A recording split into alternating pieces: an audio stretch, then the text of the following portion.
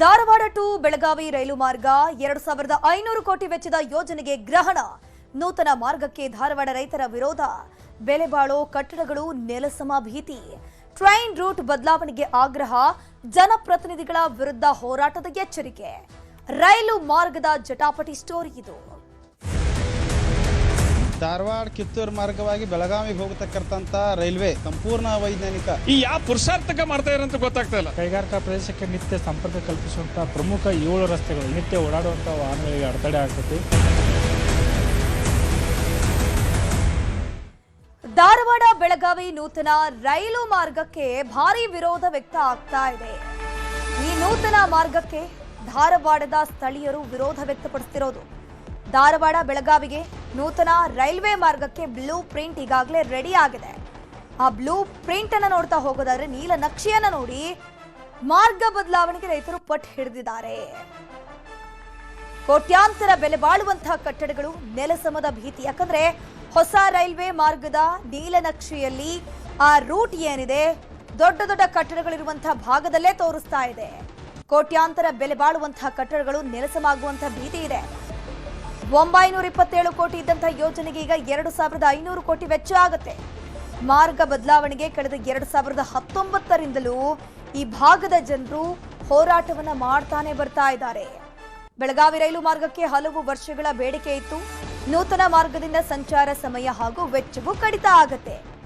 ಕೇಂದ್ರೀಯ ಉಗ್ರಾಣ ಇರಬಹುದು. 6 ತಿಂಗಳ ಹಿಂದೆ ಉದ್ಘಾಟನೆ ಆಗಿರೋದು ಉಗ್ರಾಣ ನಿಗಮದ ಕಟ್ಟಡ. ಇದು ಕೂಡ ನೆಲಸಮ ಆಗಿ ಹೋಗುತ್ತೆ. ಧಾರವಾಡ ಹೈಕೋರ್ಟ್ಗೂ ನೂತನ ಮಾರ್ಗದಿಂದ ಶಬ್ದ ಮಾಲಿನ್ಯದ ಭೀತಿ ಎದುರಾಗುತ್ತೆ. ಸೊ ಈ ಒಂದು ಹೊಸ ಮಾರ್ಗ ರೈಲ್ವೆ ಮಾರ್ಗದಿಂದ ಏನಿದೆಯಲ್ಲ ಸಾಕಷ್ಟು ಸಮಸ್ಯೆಗಳು ಉದ್ಭವ ಆಗುತ್ತೆ. 927 ಕೋಟಿ ಇದ್ದಂತಹ ಯೋಜನೆಗೆ ಈಗ 2500 ಕೋಟಿ ವೆಚ್ಚ. ಮಾರ್ಗ ಬದಲಾವಣೆಗೆ ಕಳೆದ 2019ರಿಂದಲೂ ಸತತವಾಗಿ ಈ ಧಾರವಾಡದ ಜನರು ಏನಿದ್ದಾರೆ ಹೋರಾಟವನ್ನ ಮಾಡ್ಕೊಂಡು ಬರ್ತಾ ಇದ್ದಾರೆ. ನೂತನ ರೈಲ್ವೆ ಮಾರ್ಗದಿಂದ ಬೆಲೆ ಬಾಳುವಂತಹ ಜಮೀನು ವಶದ ಭೀತಿ ಶುರುವಾಗಿದೆ.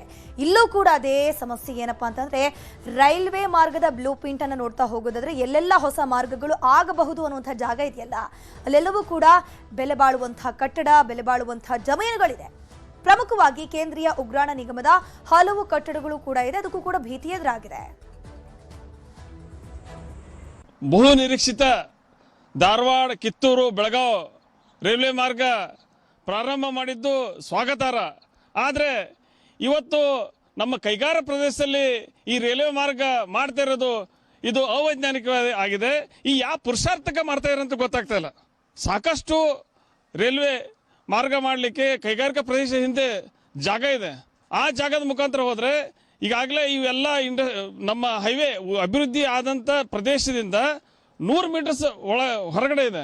ಇಂಥ ಪ್ರದೇಶದಲ್ಲಿ ನಾವು ರೈಲ್ವೆ ಮಾರ್ಗ ಬಂದರೆ ಈಗಾಗಲೇ ಅಭಿವೃದ್ಧಿ ಆಗಿದೆ. CWC ಕೇಂದ್ರೀಯ ವೇರ್ ಹೌಸ್ ಇದೆ. ಅದ್ರ ಜೊತೆ ಸಾಕಷ್ಟು ಆಲ್ರೆಡಿ ಇಂಡಸ್ಟ್ರೀಸ್ ಇದಾವೆ.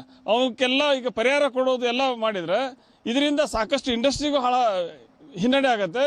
ಕೈಗಾರಿಕೆ ಅಭಿವೃದ್ಧಿ ಸಲುವಾಗಿ ಹಿಂದಿನ ಲೈನ್ ತೊಗೊಂಡು ಎಲ್ಲ ಅನುಕೂಲ ಮಾಡ್ಕೊಳ್ಬೇಕಂತ ಆಗ್ರಹಿಸ್ತೀನಿ. ನಾವು ರೈತರು ನಮ್ಮ ಭೂಮಿ ಕೇವಲ ಸಿಟಿಯಿಂದ ಮುಮ್ಮಿಗಟ್ಟಿ, ಚಿಕ್ಕಮಲಿಗೌಡ, ಕೆಲಿಗೇರಿ ಹದ್ದಿನಲ್ಲಿ ಬರ್ತಕ್ಕಂಥ ಭೂಮಿ ಕೇವಲ ಸಿಟಿಯಿಂದ 4 ಕಿಲೋಮೀಟರ್. ಅದು ಭಾಳ ಮೌಲ್ಯವಾಗಿರ್ತಕ್ಕಂಥ ಭೂಮಿ. ಮತ್ತು ಶಿಕ್ಷಣ ಸಂಸ್ಥೆಗಳು ಇರೋದ್ರಿಂದ ಅಲ್ಲಿ ಶಿಕ್ಷಣಕ್ಕೂ ರೈಲ್ವೆ ಬರೋದ್ರಿಂದ ತೊಂದರೆ ಆಕತೆ.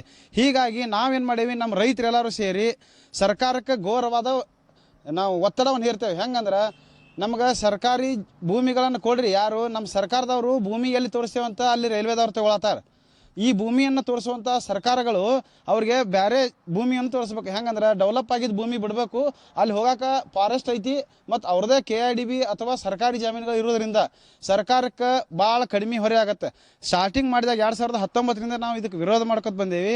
ಆವಾಗ ಇದರ ಪ್ರಾಜೆಕ್ಟು 927 ಕೋಟಿ ರೂಪಾಯಿ ಮಾಡಿದ್ದಾರೆ ಅವರು ಅಂಗಡಿ ಸಾಹೇಬರಿದ್ದಾಗ. ಈಗ ತಿರ್ಗಾ ಅದ ಪ್ರಾಜೆಕ್ಟಿಗೆ 2500 ಕೋಟಿ ದಾಟೈತೆ. ಈಗ ಇವ್ರು ಬರೋದ್ರಿಂದ ಇನ್ನೂ ಹೆಚ್ಚಾಕೈತೆ ಹೊರತು ಕಡಿಮೆ ಆಗೋದಿಲ್ಲ. ಕೈಗಾರಿಕಾದ ಪ್ರದೇಶದ ಮುಂದ್ಗಡೆ ತರೋದ್ರಿಂದ ಟ್ರ್ಯಾಕನ್ನು ಕೈಗಾರಿಕಾ ಪ್ರದೇಶಕ್ಕೆ ನಿತ್ಯ ಸಂಪರ್ಕ ಕಲ್ಪಿಸುವಂತಹ ಪ್ರಮುಖ 7 ರಸ್ತೆಗಳು, ಈಗ IIT ರಸ್ತೆ ಇರ್ಬೋದು ಅಥವಾ ನಮ್ಮ ಬೇಲೂರು ಕೈಗಾರಿಕಾ ಪ್ರದೇಶದ 3 ಪ್ರಮುಖ ರಸ್ತೆಗಳು, ಅದು ನೆಕ್ಸ್ಟ್ ಕೋಟ್ರ ಬೇಲೂರು ಕೈಗಾರಿಕಾ ಪ್ರದೇಶದ 2-3 ರಸ್ತೆಗಳು, ಎಲ್ಲ ಸೇರಿ ಒಂದು 7ರಿಂದ 8 ರಸ್ತೆಗಳು, ಪ್ರಮುಖ ರಸ್ತೆಗಳು ಆ ಟ್ರ್ಯಾಕ್ ಅದ್ರ ಮೇಲೆ ಬರೋದ್ರಿಂದ ನಿತ್ಯ ಓಡಾಡುವಂಥ ವಾಹನಗಳಿಗೆ ಅಡೆತಡೆ ಆಗ್ತೈತಿ.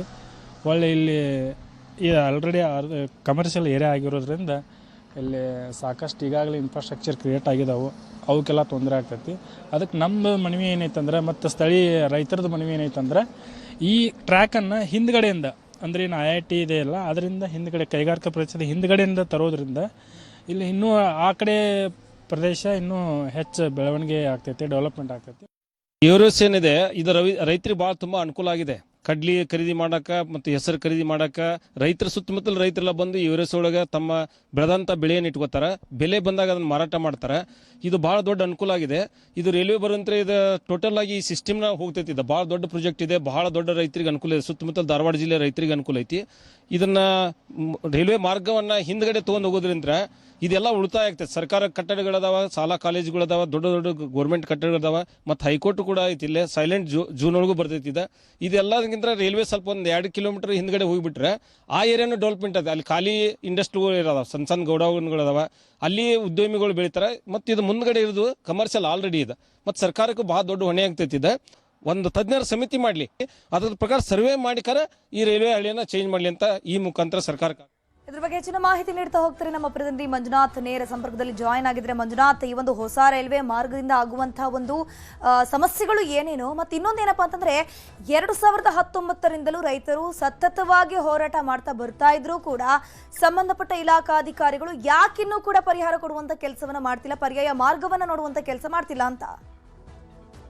ಹೌದು ಧನುಷ್, ಏನಂತಂದ್ರೆ ಧಾರವಾಡ ಬೆಳಗಾವಿ ಏನಂತಂದ್ರೆ ಕಿತ್ತೂರು ಮಾರ್ಗವಾಗಿ ನೂತನ ರೈಲ್ವೆ ಮಾರ್ಗ ನಿರ್ಮಾಣಕ್ಕೆ ದಿವಂಗತ ಸುರೇಶ್ ಅಂಗಡಿ ಅವರ ಕನಸಿನ ಯೋಜನೆ ಇದಾಗಿತ್ತು ಅಂತ ಹೇಳ್ಬೋದು. ಆರಂಭದಲ್ಲಿ ಏನಂತಂದ್ರೆ ಈ ಒಂದು ನೂತನ ಮಾರ್ಗಕ್ಕೆ ಧಾರವಾಡ ಮತ್ತು ಬೆಳಗಾವಿಯ ಸ್ಥಳೀಯ ಜನರು ಜೊತೆಗೆ ಸಾರ್ವಜನಿಕ ಜನರು ಕೂಡ ಈ ಯೋಜನೆಗೆ ಒಂದು ಸಂತಸನ ಪಟ್ಟಿದ್ರು. ಯಾಕಂತಂದ್ರೆ ಒಂದ್ ಕಡೆಯಿಂದ ಈಗಾಗಲೇ ಕೂಡ ಏನಂತಂದ್ರೆ ಇದು ಲೋಂಡಾ ಮೂಲಕ ಮಾರ್ಗವಾಗಿ ಹೋಗೋದ್ರಿಂದ ಈ ಹೆಚ್ಚು ಕಾಲಾವಕಾಶ ಬೇಕಾಗಿತ್ತು, ಜೊತೆಗೆ ಖರ್ಚು ಕೂಡ ಜಾಸ್ತಿ ಆಗಿತ್ತು. ಆ ಹಿನ್ನೆಲೆಯಲ್ಲಿ ಕೂಡ ನೂತನ ಮಾರ್ಗ ಮಾಡೋಕೆ ಆ ಅಂದಿನ ಕೇಂದ್ರ ಸಚಿವರಾಗಿದ್ದಂತ ಸುರೇಶ್ ಅಂಗಡಿ ಅವರು ಈ ನೂತನ ಯೋಜನೆ ಚಾಲನೆ ನೀಡಿದ್ರು. ಆದ್ರೆ ಈ ಯೋಜನೆಯ ಈಗ ಸರ್ವೆ ಕಾರ್ಯ ಮುಗಿದಿದ್ದು, ಈಗಾಗಲೇ ಕೂಡ ನೀಲನಕ್ಷೆ ಕೂಡ ಅಂತಿಮಗೊಳಿಸಲಾಗಿದೆ. ಈ ನೀಲನಕ್ಷೆ ಅಂತಿಮಗೊಳಿಸಿ ಈಗಾಗಲೇ ಮಾರ್ಕಿಂಗ್ ಕೂಡ ಮಾಡಲಾಗಿದೆ. ಈ ಮಾರ್ಕಿಂಗ್ ಅನ್ನ ನೋಡಿದಂತ ಸ್ಥಳೀಯ ಕೈಗಾರಿಕಾ ಉದ್ಯೋಗಿಗಳಿರ್ಬೋದು, ರೈತರಿಗಿರ್ಬೋದು, ಹೋರಾಟಗಾರರಿಗೆ ಒಂದು ಆಕ್ರೋಶಕ್ಕೆ ಕಾರಣ ಆಗಿದೆ ಅಂತ ಹೇಳ್ಬೋದು. ಯಾಕಂತಂದ್ರೆ ಪುನಾ ಬೆಂಗಳೂರು ಧಾರವಾಡ ಹೈವೇ ರೋಡಿಯ ಪಕ್ಕದಲ್ಲಿ 50 ಮೀಟರ್ ಪಕ್ಕದಲ್ಲಿ ನೂತನ ರೈಲ್ವೆ ಹಳಿಯನ್ನ ನಿರ್ಮಾಣ ಮಾಡೋಕೆ ಈಗ ರೈಲ್ವೆ ಇಲಾಖೆ ಮುಂದಾಗಿದೆ. ಈ ಹಿನ್ನೆಲೆಯಲ್ಲಿ ಕೂಡ ಅಂತಂದ್ರೆ ಒಂದ್ ಕಡೆ ಈಗಾಗಲೇ ಕೈಗಾರಿಕೆಗಳು, ನೂರಾರು ಕೈಗಾರಿಕೆಯ ಕಟ್ಟಡಗಳಿರ್ಬೋದು,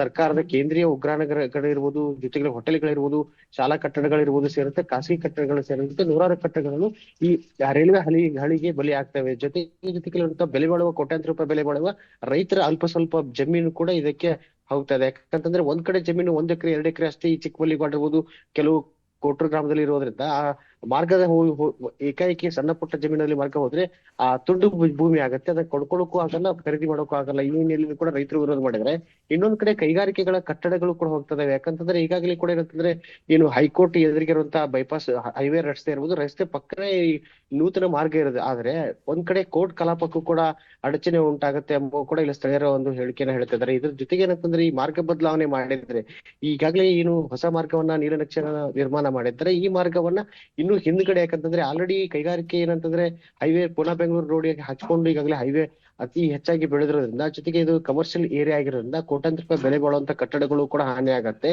ಇದನ್ನ ಏನಂತಂದ್ರೆ ಹಿಂದಿನ ಈಗಾಗಲೇ ಕೂಡ ಹೊಸ ಕೈಗಾರಿಕೆಗಳ ಜಾಗ ಇನ್ನು KIDB ಜಾಗ ಕೂಡ ಇದೆ. ಆ ಜಾಗದಲ್ಲಿ ನಿರ್ಮಾಣ ಮಾಡಿದ್ರೆ ಏನೋ ಒಂದ್ ಕಡೆ ರೈತರಿಗೂ ಅನುಕೂಲ ಆಗುತ್ತೆ, ಕೈಗಾರಿಕೆ ಉದ್ಯಮಗಳಿಗೂ ಕೂಡ ಅನುಕೂಲ ಆಗುತ್ತೆ ಒಂದು ಅನ್ನೋದು ಬೇಡಿಕೆ ಆಗಿದೆ. ಈ ವಿಚಾರವಾಗಿ ಕಳೆದ 2019ರಿಂದ ಕೂಡ ರೈತರು ಕೂಡ ಪ್ರತಿಭಟನೆಯನ್ನ ಮಾಡ್ತಾನೆ ಬಂದಿದ್ದಾರೆ. ಇದ್ರ ಜೊತೆಗೆ ಏನಂತಂದ್ರೆ ಕೈಗಾರಿಕೆಗೆ ಸಂಬಂಧಪಟ್ಟಂತ 7 ಬ್ರಿಡ್ಜ್ ಗಳನ್ನ ಹೊಸ ರೈಲ್ವೆ ಇಲಾಖೆ ಮಾಡಬೇಕಾಗತ್ತೆ, ಜೊತೆಗೆ ಗ್ರಾಮಗಳಿಗೆ ಸಂಪರ್ಕಕ್ಕೂ ಕೂಡ ಮಾಡಬೇಕಾಗತ್ತೆ. ಇದು ಒಂದ್ ಕಡೆ ರೈಲ್ವೆ ಇಲಾಖೆಯು ಕೂಡ ಹೆಚ್ಚಿನ ಭಾರ ಆಗತ್ತೆ. ಈ ವಿಚಾರವಾಗಿ ಕೂಡ ಏನಂತಂದ್ರೆ ಮಾರ್ಗ ಬದಲಾವಣೆ ಮಾಡಿದ್ರೆ ಈ ಬ್ರಿಡ್ಜ್ಗಳು ಮಾಡೋದು ತಪ್ಪತ್ತೆ, ಜೊತೆಗೆ ಅಲ್ಲಿರುವ ನೂತನ ಕೈಗಾರಿಕೆ ಲ್ಯಾಂಡ್ ಇದೆ ಅಲ್ಲೂ ಕೂಡ ಬೆಳೆಯುವವನಿಗೆ ಕೂಡ ಆಗತ್ತೆ ಎಂಬುದು ಕೂಡ ಎಲ್ಲ ಸ್ಥಳೀಯರ ಮಾತಾಗಿದೆ. ಥ್ಯಾಂಕ್ ಯು ಮಂಜುನಾಥ್, ತಮ್ಮೆಲ್ಲ ಮಾಹಿತಿಗಾಗಿ. ನೋಡ್ತಾ ಹೋಗ್ಬೋದು, ಈಗಾಗಲೇ ಉಗ್ರಾಣದ ನಿಗಮದ ಕಟ್ಟಡ ಇದೆ, ಹೈಕೋರ್ಟ್ನ ಮುಂಭಾಗದಲ್ಲೂ ಕೂಡ ಈ ಒಂದು ರೈಲ್ವೆ ಮಾರ್ಗ ಹಾದು ಹೋಗುತ್ತೆ, ಅಕ್ಕಪಕ್ಕದಲ್ಲಿ ಕಾಲೇಜ್ಗಳಿದೆ, ಶಬ್ದ ಮಾಲಿನ್ಯ ಆಗುವಂಥ ಚಾನ್ಸಸ್ ಇದೆ. ಯಾವ ರೀತಿ ಇದನ್ನು ಒಂದು ಬ್ಲೂ ಪ್ರಿಂಟನ್ನು ರೆಡಿ ಮಾಡಿದ್ರೂ ಗೊತ್ತಿಲ್ಲ. ಒಂದಷ್ಟು ಸಮೀಕ್ಷೆಗಳಾಗತ್ತೆ, ಇನ್ನೊಂದು ಮತ್ತೊಂದು ಆಗುತ್ತೆ, ಎಲ್ಲವೂ ಕೂಡ ಆದಂತಹ ಸಂದರ್ಭದಲ್ಲಿ ಇಷ್ಟೆಲ್ಲ ಸಮಸ್ಯೆಗಳಿದೆ, ಇಷ್ಟೆಲ್ಲ ಭೂಮಿ ಇರುತ್ತೆ, ಇಷ್ಟೆಲ್ಲ ಜಮೀನುಗಳು ಬರುತ್ತೆ, ಇಷ್ಟೆಲ್ಲ ಹೈಕೋರ್ಟ್ನ ಮುಂದೆ ಹಾದು ಹೋಗುತ್ತೆ ಅಂತಂದ್ರೂ ಕೂಡ ಯಾವ ರೀತಿ ಈ ನೀಲನಕ್ಷೆಯನ್ನು ಮಾಡಿದ್ರು ಅನ್ನುವಂಥದ್ದು ಯಕ್ಷ ಪ್ರಶ್ನೆಯಾಗಿದೆ.